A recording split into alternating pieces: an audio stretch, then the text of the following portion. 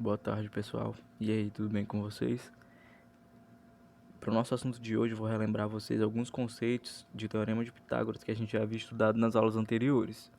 Na verdade, mais especificamente na nossa primeira aula, certo?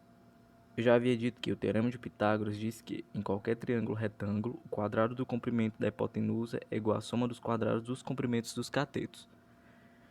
Então, o Teorema de Pitágoras ele só pode ser aplicado em um triângulo retângulo, ou seja, em um triângulo que possui um ângulo de 90 graus.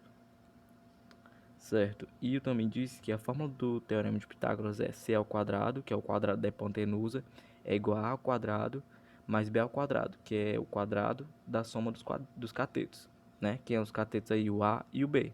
Se vocês observarem no triângulo retângulo aí, certo. Eu havia dito também que o Teorema de Pitágoras ele pode ser aplicado num quadrado, né? Como é que ele pode ser aplicado nesse quadrado? Se a gente dividir o quadrado passando uma transversal, uma diagonal, dividindo esse quadrado ao meio, ele vai formar dois triângulos retângulos, né? E quando a gente divide em dois triângulos retângulos, a gente pode aplicar o Teorema de Pitágoras em um desses triângulos, certo?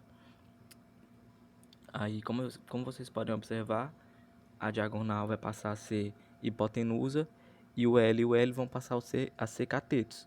Então, a gente aplicando a fórmula do Teorema de Pitágoras, fica d ao quadrado é igual a L ao quadrado mais L ao quadrado. Aqui vai ficar d ao quadrado é igual a 2L ao quadrado, que L mais L dá 2L ao quadrado. E d é igual a 2L raiz de 2L ao quadrado. Aí, tirando essa raiz, vai ficar d é igual a L raiz de 2, né? Certo. Mas o nosso conteúdo de hoje é localizando números irracionais, ou seja, localizando números irracionais na reta numérica. Lembrando que números irracionais são o quê? São números infinitos e não periódicos, né? Eles não possuem um período, ou seja, eles não são 1,2, 3, 4, 5, não tem uma ordem, são números completamente aleatórios. Por exemplo, raiz de 2 é 1,41, 42, aí pode ser, eu não sei exatamente a ordem, né, dos números, mas é um número infinito, né? Certo.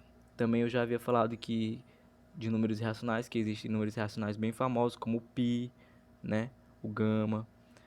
O pi, se vocês lembram da nossa aula, eu havia dito que o valor do pi é 3,14, né?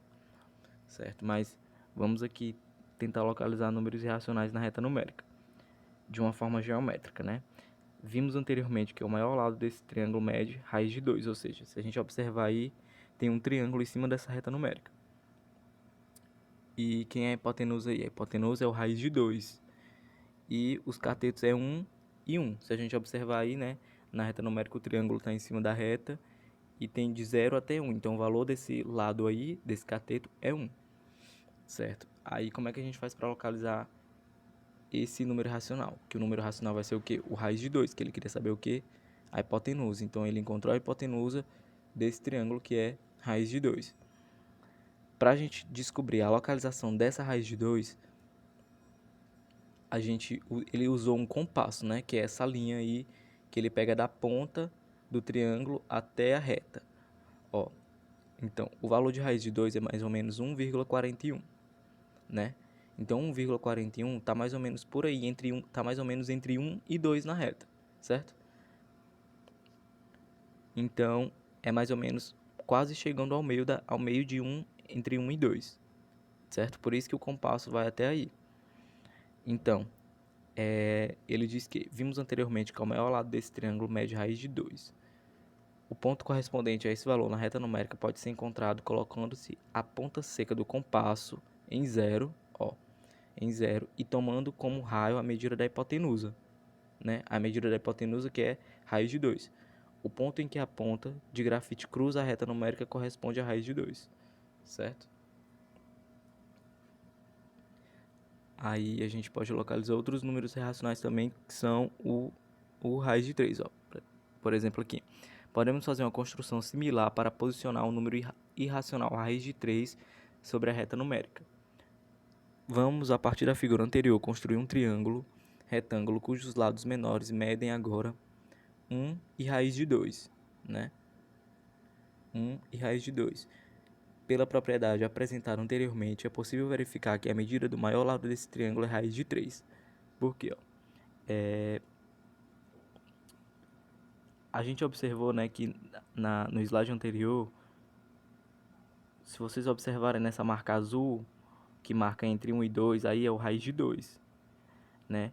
Então, se esse aí é o raiz de 2, toda essa parte aí, que tem, e pegando pelo compasso com essa linha preta, vai ser o que? Mais um pouco vai ser o raiz de 3, certo? É isso que ele está querendo dizer, que vai ser a medida dessa hipotenusa aí, que o raiz de 3 está aí, né? Pois é, toda essa medida aí, o raiz de 3 vai ter localizado ali, um pouco mais depois da metade do entre 1 e o 2, certo? Aí ele aplicou o teorema de Pitágoras, ó, no triângulo, que ficou x ao quadrado é igual a 1 ao quadrado mais raiz de 2 ao quadrado, certo? Porque não tinha esse raiz de 3 aí, não tinha. Aí ele descobriu agora, ó, x ao quadrado é igual a 1 ao quadrado mais raiz de 2 ao quadrado. X ao quadrado é igual a 1 mais raiz de 2, mais 2, né? Porque ele já tirou a raiz, aí ficou 2. Então vai ficar o quê? X ao quadrado é igual a 3. Passando a potência para o outro lado e vai ficando radiciação, fica x ao quadrado é igual a raiz de 3, certo? Aí a raiz de 3 é quanto? A raiz de 3, o valor da raiz de 3 está entre 1 e 2 também. Só que um pouco mais da metade, mais próximo do 2, certo? Então, aí, observando essas construções geométricas, é possível perceber que os números irracionais raiz de 2 e raiz de 3 estão entre os números 1 e 2, certo? Próximo slide. Agora a gente tem outro assunto aqui. Pessoal, para deixar claro aqui, essa aula aqui são os assuntos da semana passada, são os assuntos que a gente estudou na semana passada, certo? Então, nós vamos estudar praticamente todos os assuntos da semana passada, justamente para fixar mais na mente de vocês o conteúdo, certo? Então aqui, ó, potência com expoentes fracionários. Aí tem aqui a radiciação, é a operação matemática inversa da potenciação. Assim como vocês aprenderam lá nas séries anteriores, né?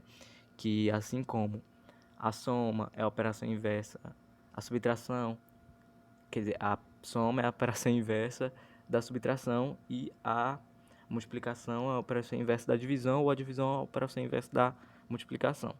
Então, a gente tem também que a radiciação é a operação inversa da potenciação, entenderam? Aí, então, aqui, desta forma, podemos encontrar o resultado de uma raiz buscando a potenciação